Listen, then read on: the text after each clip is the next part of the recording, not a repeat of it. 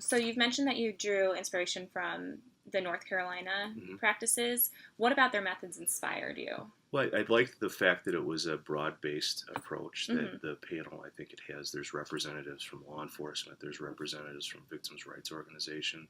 There's defense attorneys. There's former prosecutors, Hmm. former judges. I like that about it. I like the Right. fact that you had that diverse group of experience being brought to the table, which is, um, it's largely based our Hmm. panel off of that. Hmm. And I've also read that the North Carolina review panel has the benefit of subpoena power and the ability to circumvent some of the procedural bars which might otherwise block post-conviction Hmm. review of an innocence claim. Is Lake County similar in that manner? We are.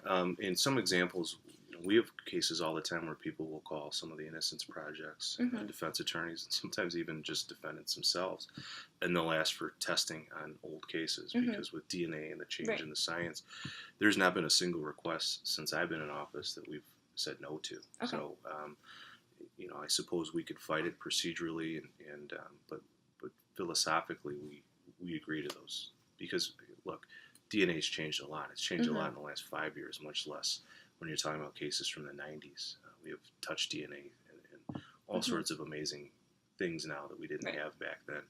So if a defendant wants to have something tested that wasn't tested back in the 90s or Hmm. early 2000s, as long as it's not too overburdensome, and thus far I haven't had a case where it is, Yeah.